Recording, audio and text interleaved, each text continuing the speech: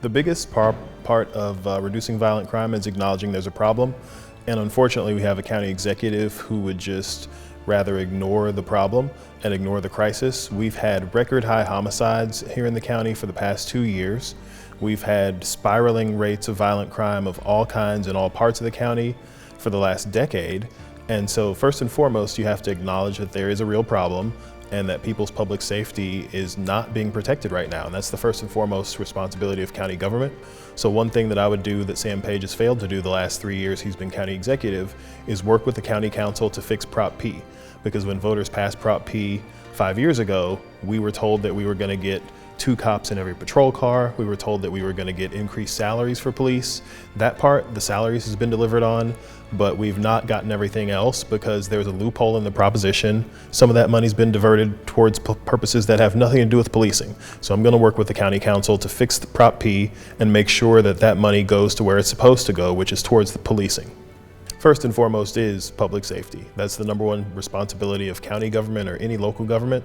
So making sure that Prop P funding gets spent properly is job #1.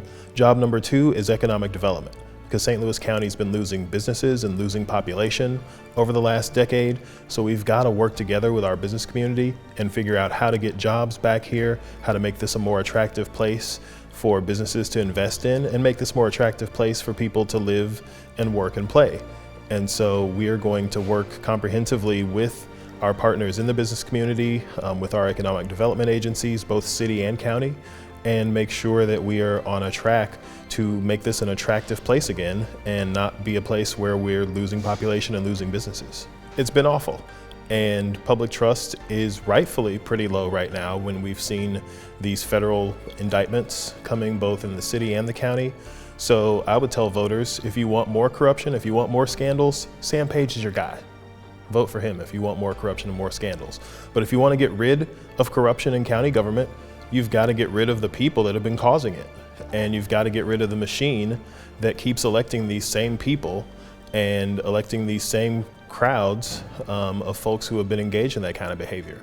And so I'm offering voters a breath of fresh air, somebody who's going to be an inspiration to our kids and to our residents, instead of an embarrassment, and somebody who's hiring people who are getting indicted and who are getting involved in all kinds of scandal.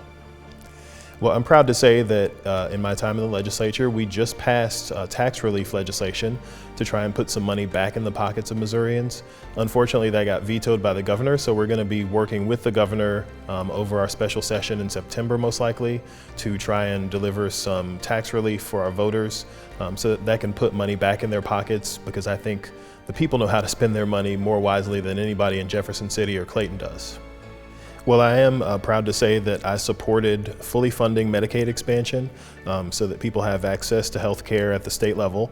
And I think at the local level, one of the things I keep hearing is that people have a problem just getting access to health care and to other resources because of transportation, lack of transportation.